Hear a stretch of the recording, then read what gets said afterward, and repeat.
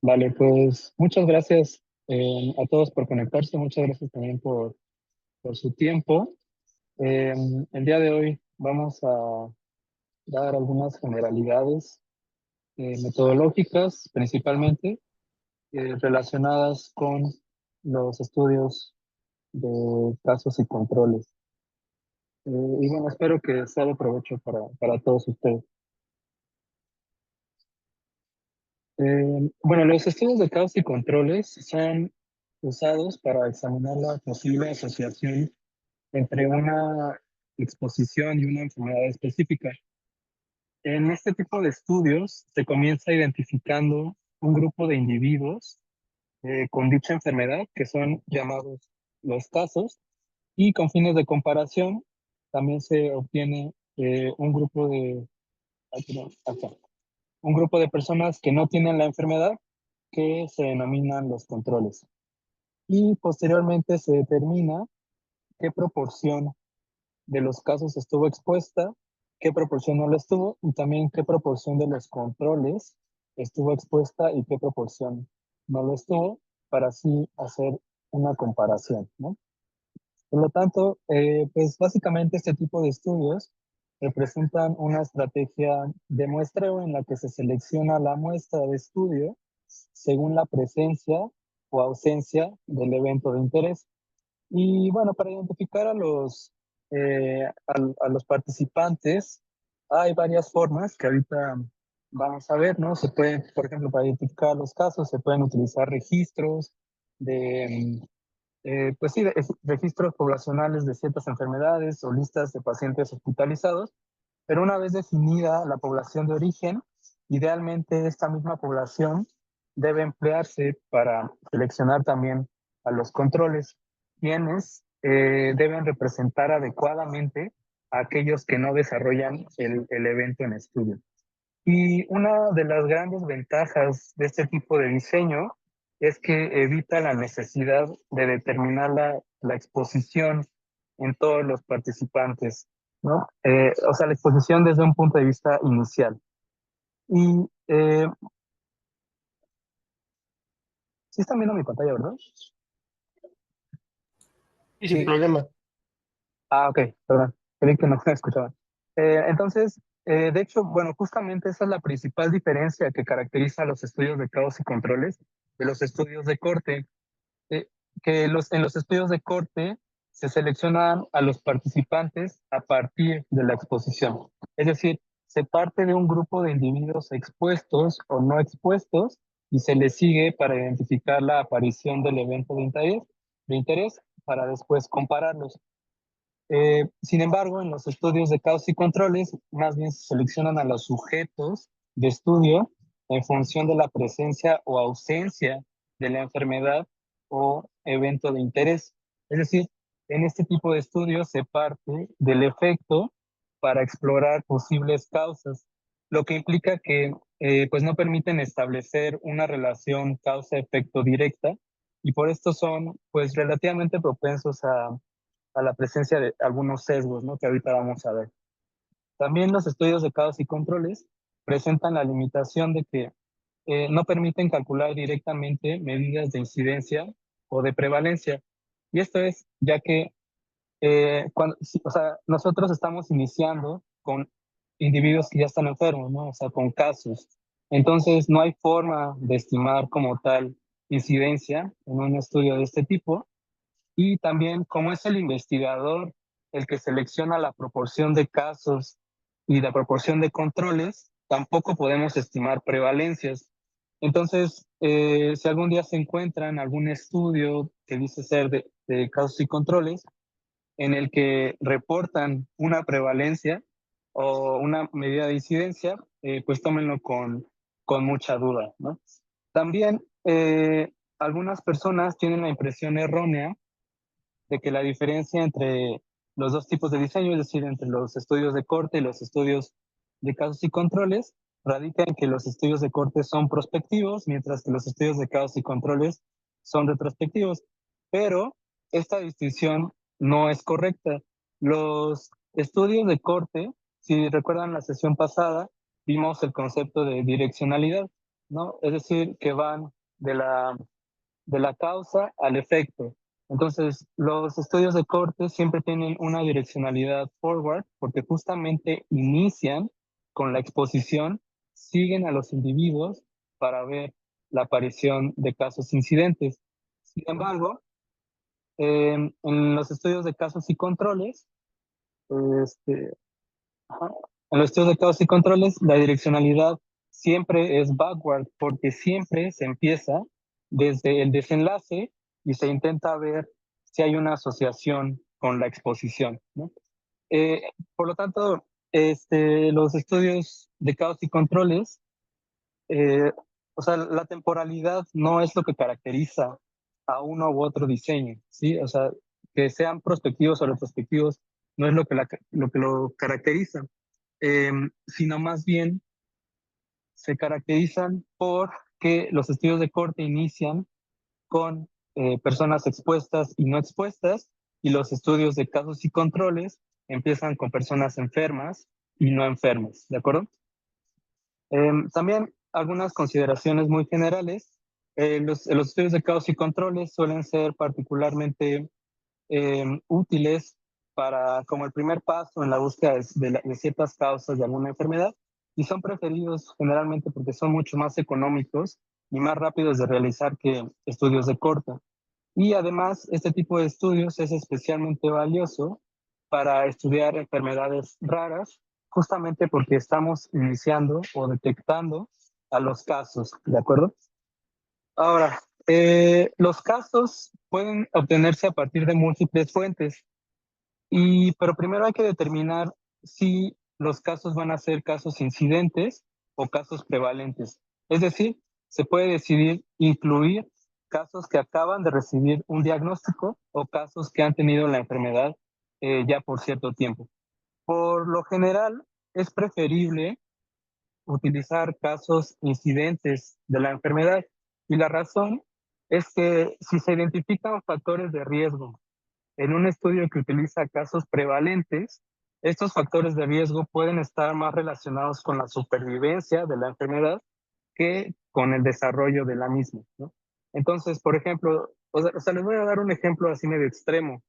Si hiciéramos un estudio de casos y controles intentando ver factores de riesgo para el desarrollo de ébola, de los cuales la mayor parte de los pacientes fallece después de algunas semanas de ser diagnosticados, el usar casos prevalentes en este estudio de casos y controles va a generar que cualquier factor identificado sea más bien un factor asociado a supervivencia, ajá, más que a desarrollar la enfermedad, porque justamente estos individuos que ya son casos prevalentes, pues en realidad son casos también supervivientes, ¿no?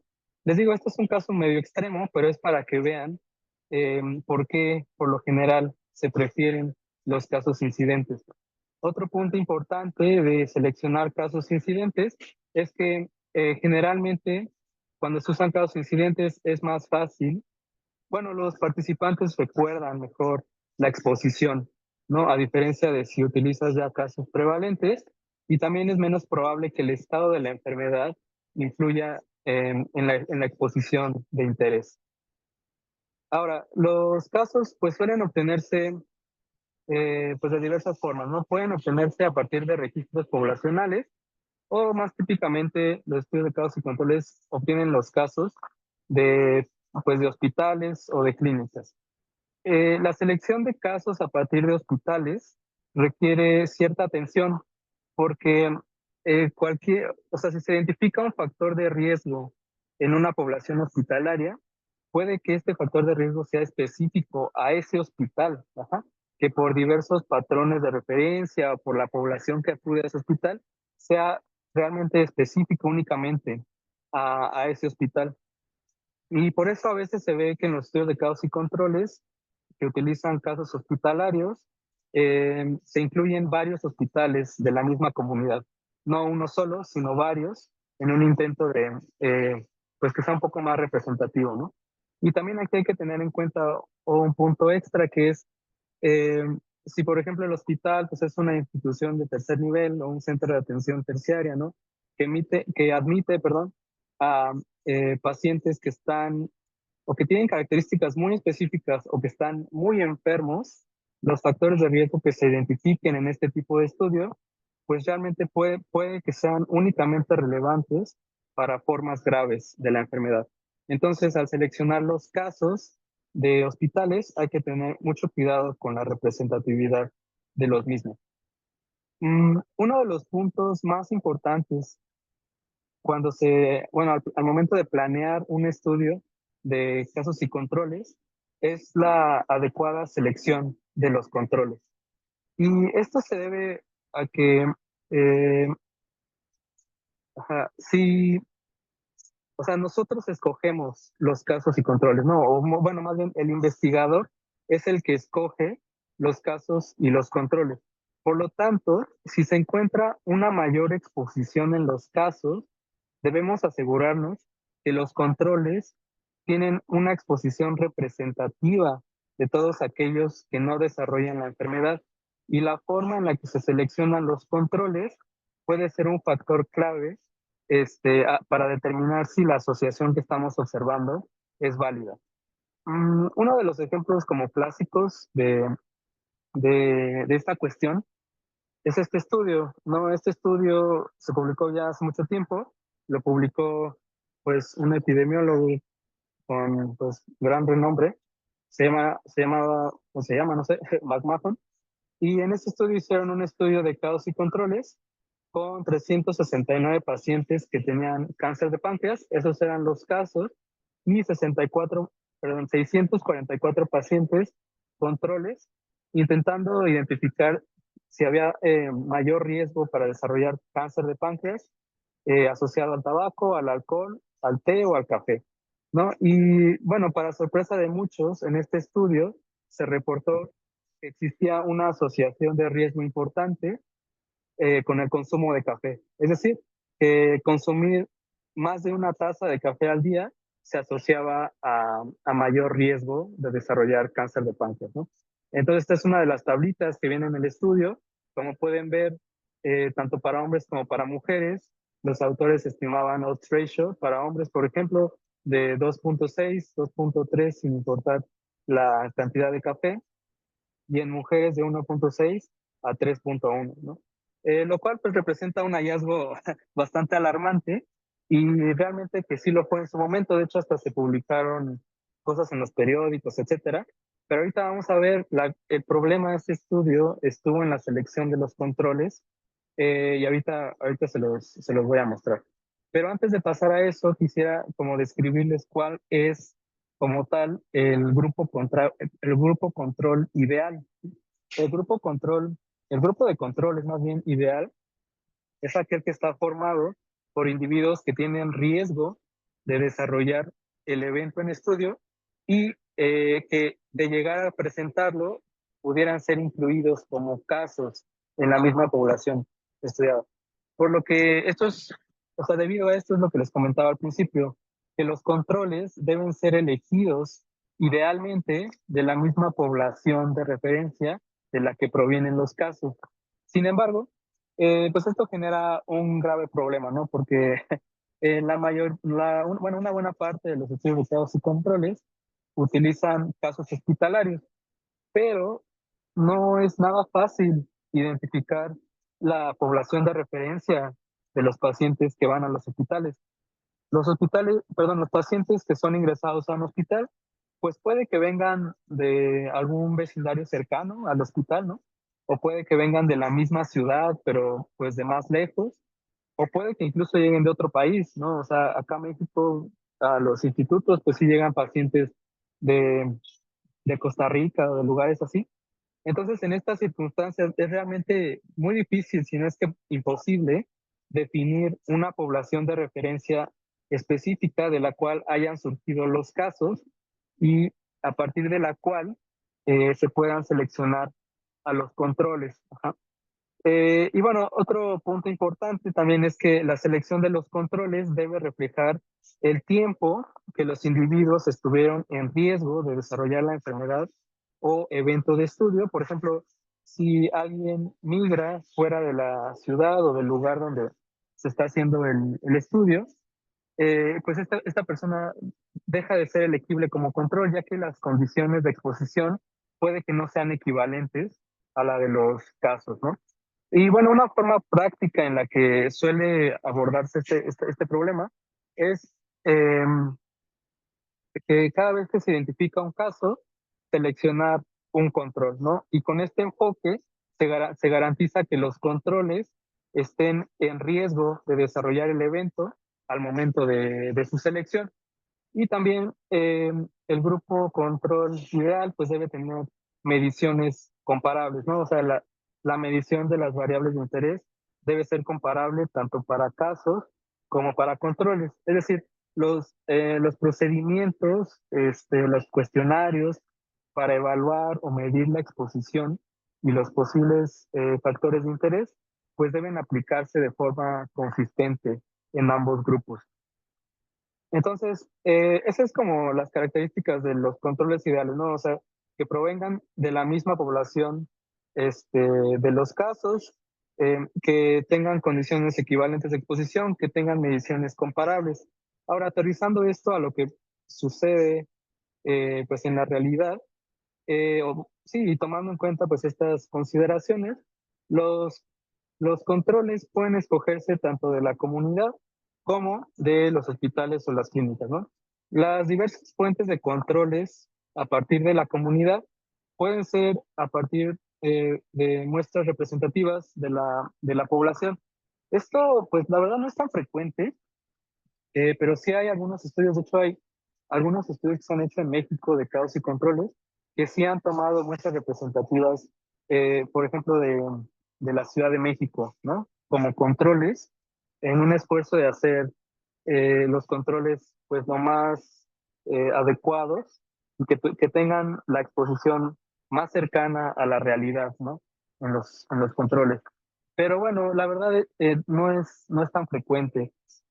También hay algunos estudios que identifican un caso y obtienen el control de una residencia cercana a donde viva el caso, ¿no? Es decir, que obtienen un caso que vive, pues no sé, al sur de la ciudad, van al sur de la ciudad e intentan encontrar un control que viva por ahí. Ajá.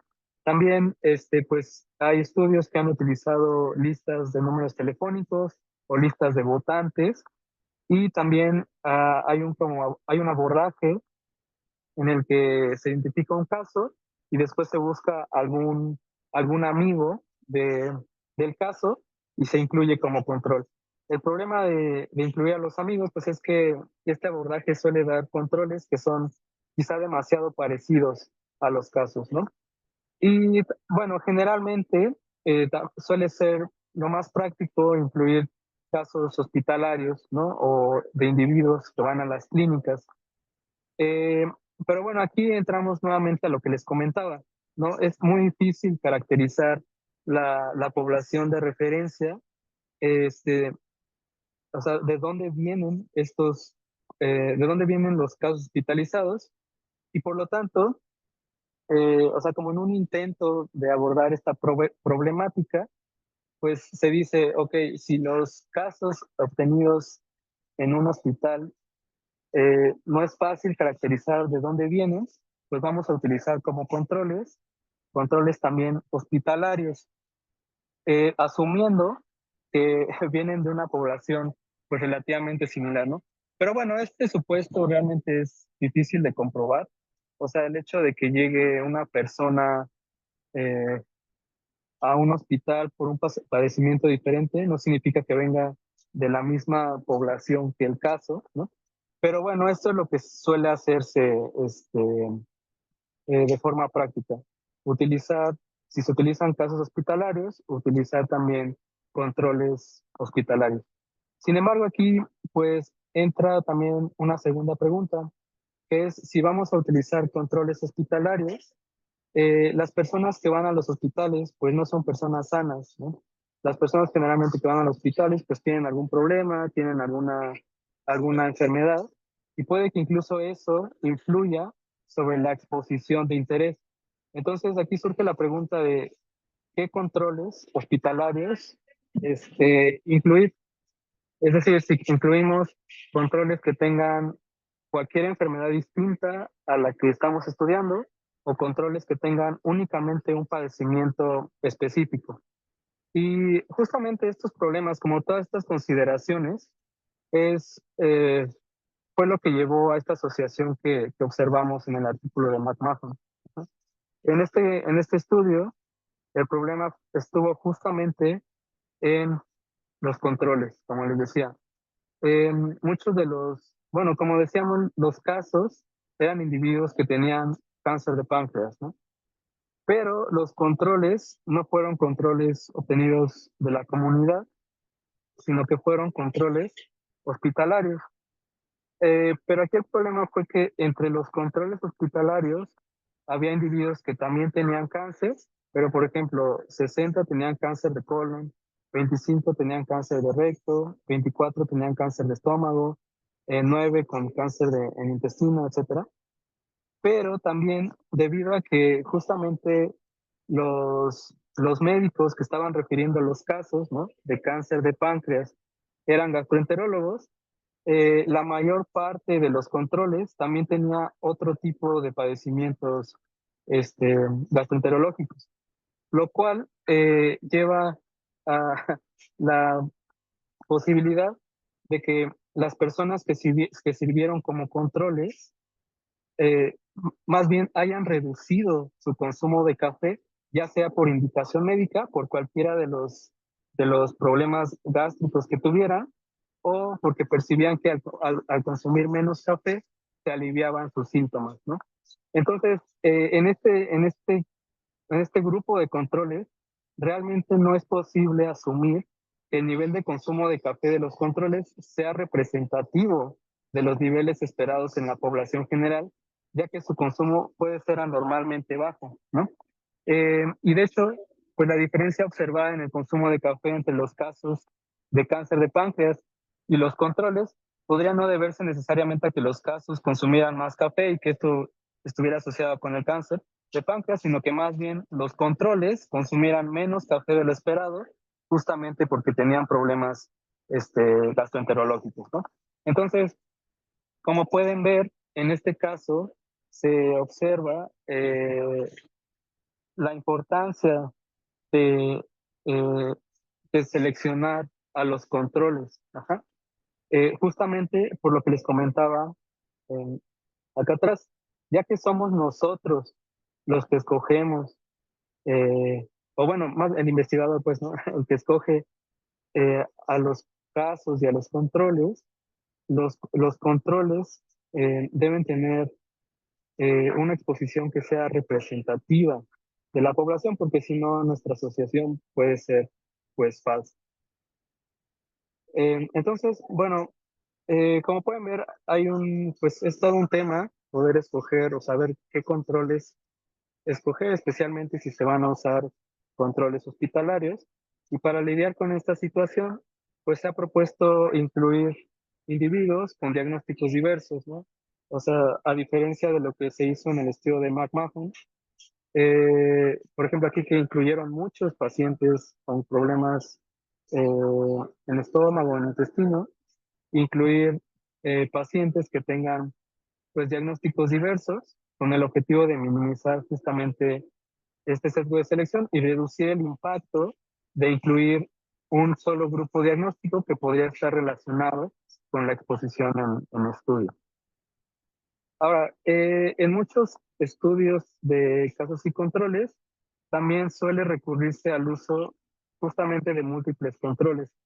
Y esto se hace como una estrategia para mejorar el poder estadístico del estudio. Este enfoque de utilizar múltiples controles puede tener dos principales formas, que son escoger controles, múltiples controles del mismo tipo, es decir, si estamos obteniendo, si tenemos un caso hospitalario, obtener múltiples controles también hospitalarios, ¿no? Eh, pero también se puede hacer múltiples controles de diferentes tipos. Poniéndoles otro ejemplo, si tenemos un caso hospitalario, obtener un control hospitalario, pero también un control este, comunitario. Y quizá se puedan preguntar, por qué, por qué se escogerían controles de diferentes tipos. Y esto es más que nada porque permite probar hipótesis y también permite ver si hay cierta posibilidad de que exista sesgo.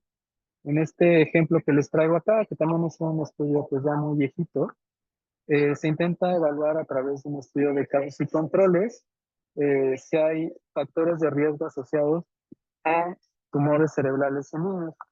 Y en este estudio se utiliza, bueno, los casos eran los niños que tenían tumores cerebrales, pero se utilizaron dos tipos de grupos de control.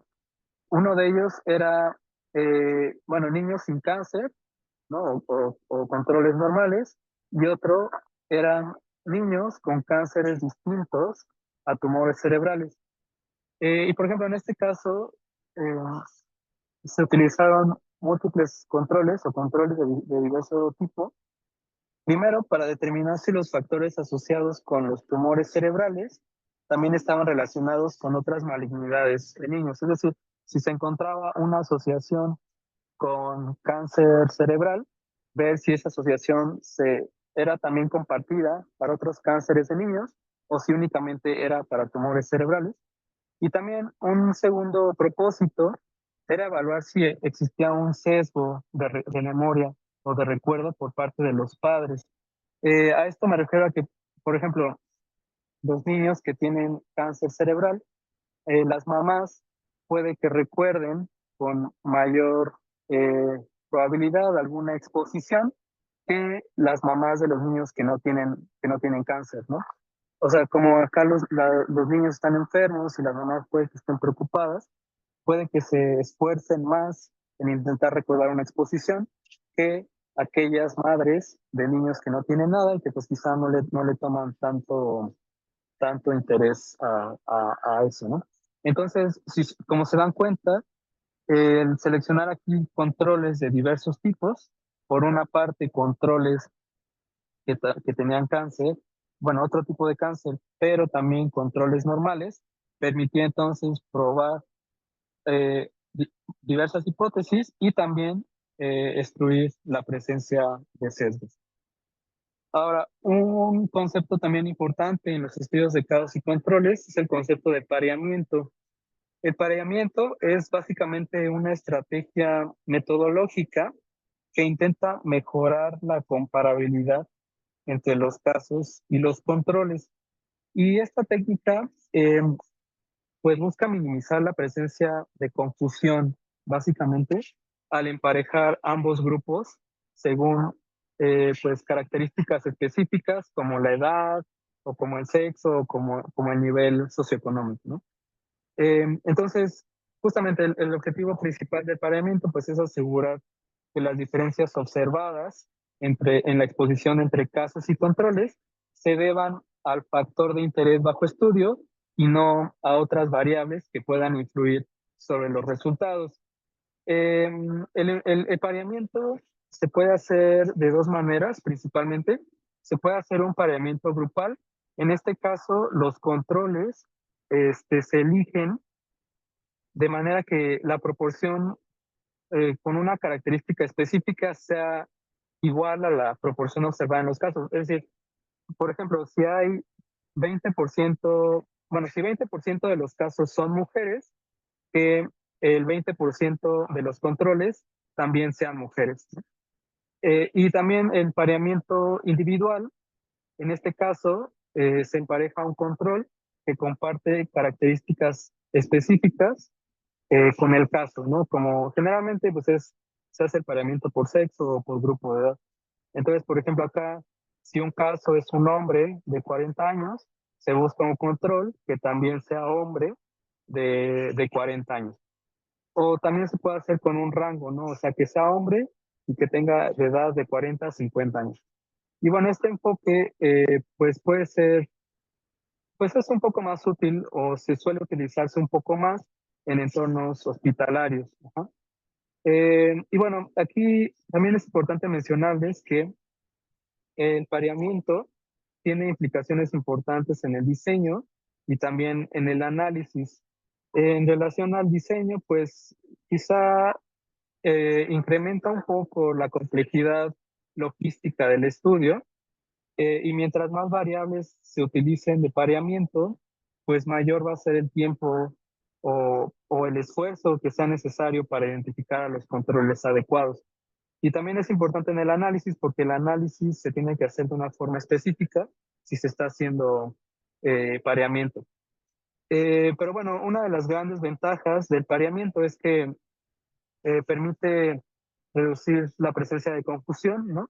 Ya que pues iguala los casos y los controles en variables que el investigador puede determinar como variables pues muy importantes y elimina la influencia de estas variables sobre la asociación que se está observando. Sin embargo, también pues una de los inconvenientes es que al hacer el pareamiento sobre una variable específica, esa variable ya no puede ser incluida en el análisis, ¿no? Eh, y bueno, esto se debe a que la distribución de esa variable es idéntica en casos y controles. Por ejemplo, si estamos pareando por sexo, la variable de sexo ya no la podemos analizar como una variable eh, de asociación, ¿no? Porque es una variable que está fija. Pero bueno, en general el pareamiento pues sí se hace mucho también en los estudios de casos y controles y suele ser bastante útil, especialmente en variables que ya se conocen asociadas, ¿no? Con el desenlace de interés. Entonces, como en un intento ¿cómo se dice? Como de englobar todo lo que acabamos de ver, les traigo este ejemplo.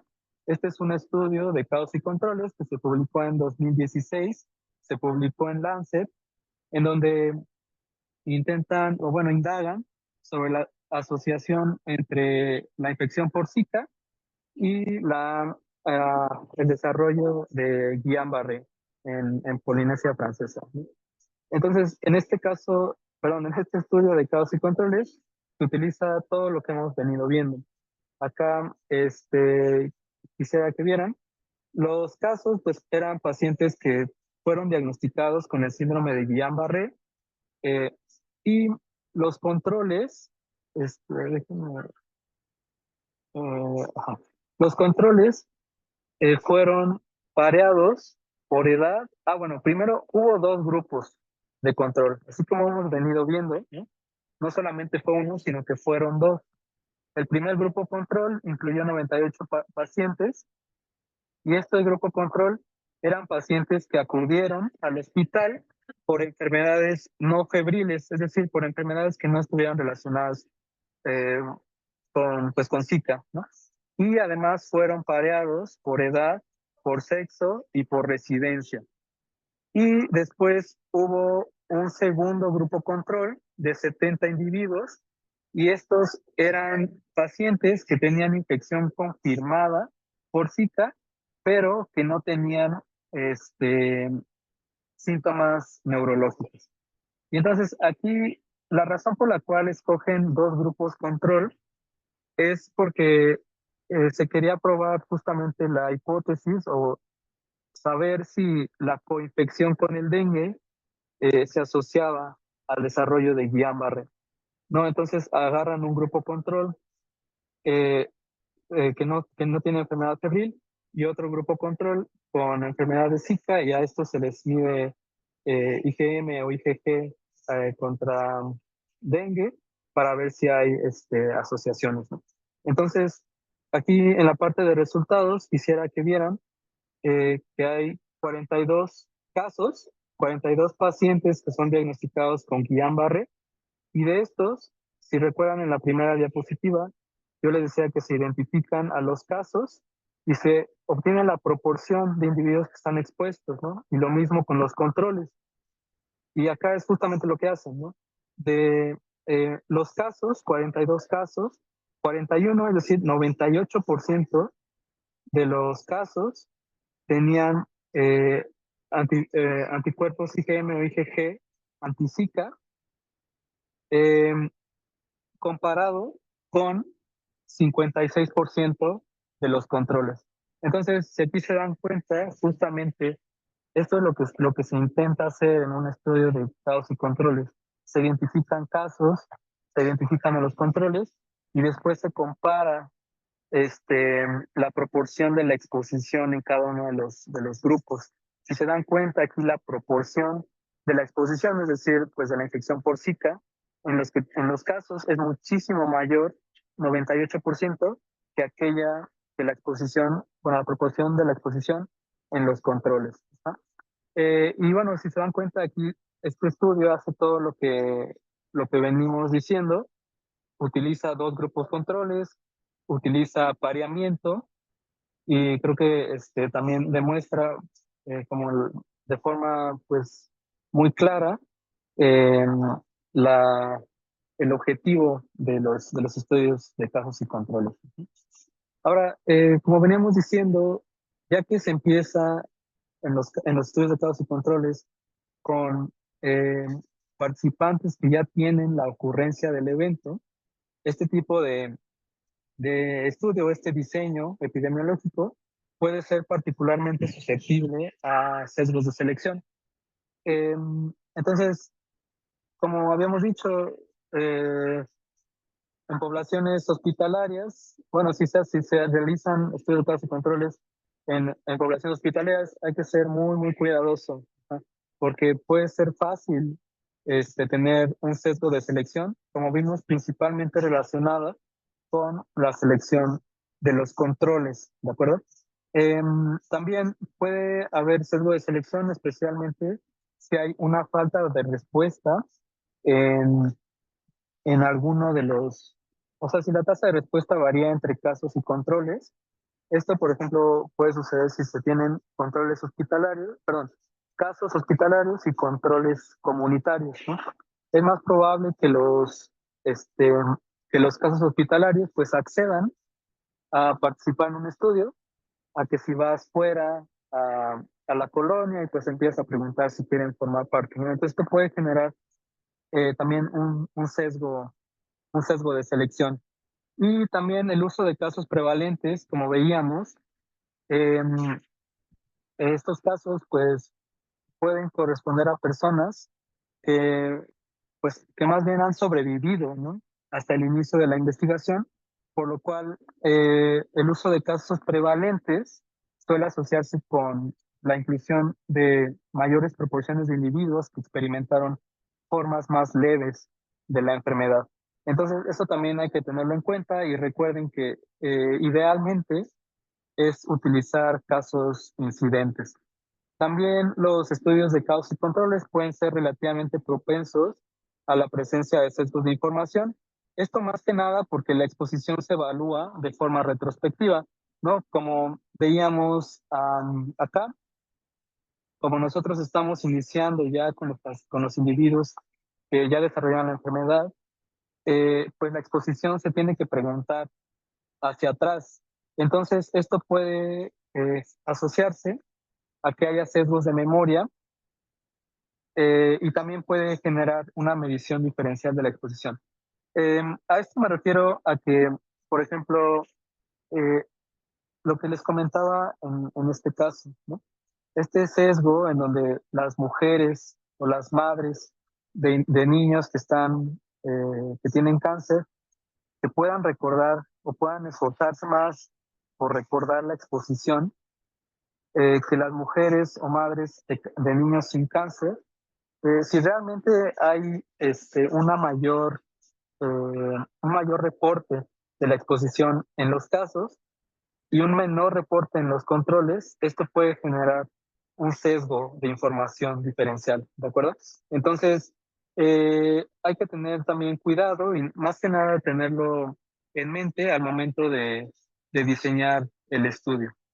Ahora, muy brevemente en relación al análisis, como vimos en la primera sesión, para obtener una razón de riesgos, pues es necesario conocer la incidencia, ¿no? En el grupo expuesto y la incidencia en los no expuestos. Sin embargo, en los estudios de casos y controles, como también acabamos de ver, no es posible estimar incidencias, ya que pues estamos comenzando con individuos que tienen o no tienen la enfermedad. Pero a pesar de esto, pues es posible estimar o bueno, obtener una buena estimación del riesgo relativo utilizando el odds ratio o también llamado razón de momio. Ahora, posteriormente va a haber una clase, creo que la va a dar Natalie, como abordando más a fondo el análisis de los estudios de casos y controles, pero o sea, estas diapositivas que siguen nada más son para que comprendan el concepto de momios y a qué se está intentando obtener con una razón de momios, ¿no? Entonces, los momios pues son una forma de expresar la relación entre la ocurrencia y la no ocurrencia de un evento.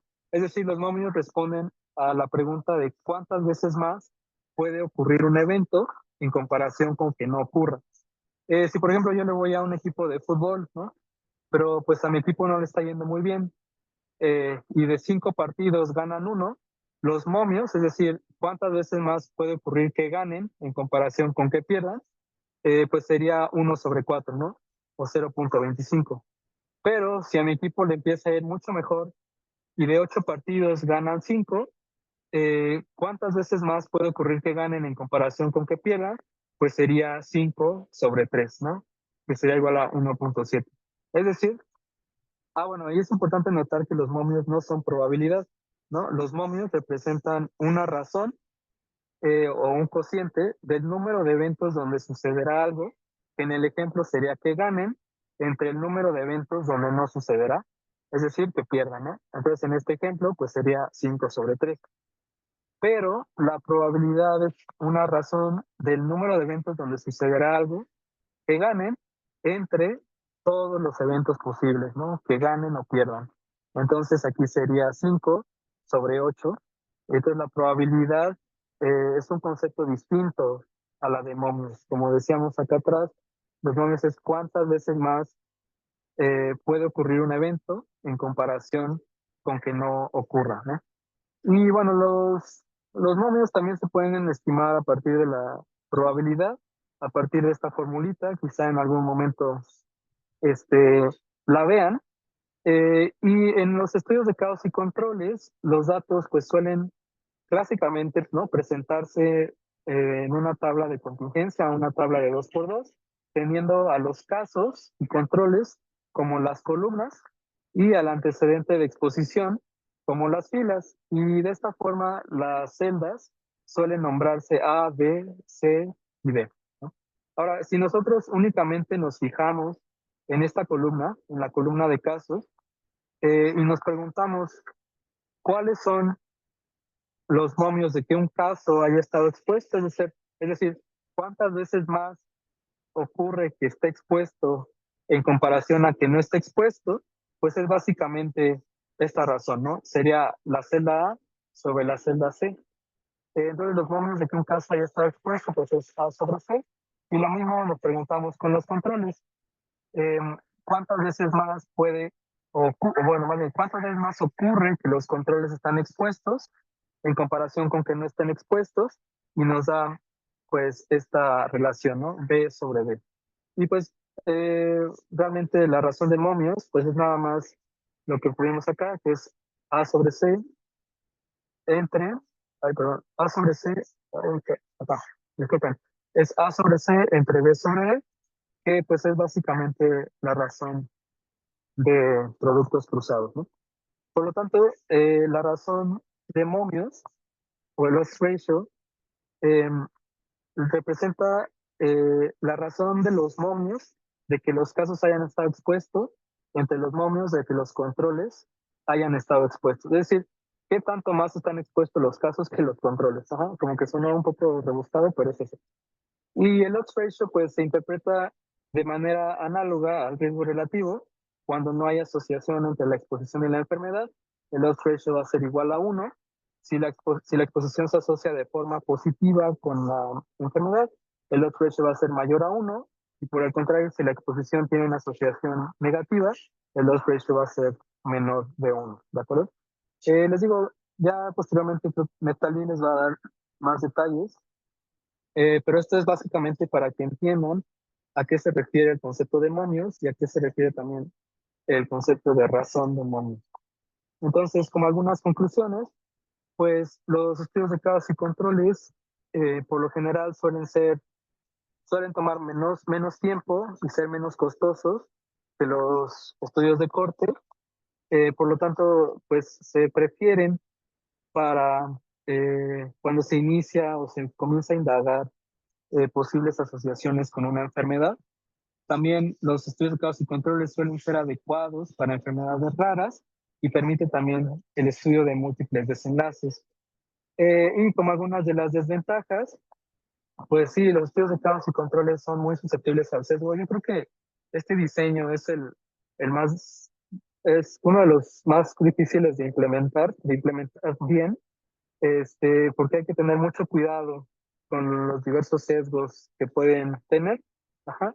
También como desventaja, pues es que como dijimos, perdón, no estiman incidencias, y también uno de los problemas que vimos buena parte de la sesión, pues es realmente poder determinar la selección adecuada de los controles. Y pues eso es básicamente lo que quería compartirles. No sé si tengan alguna pregunta o alguna duda hasta este momento.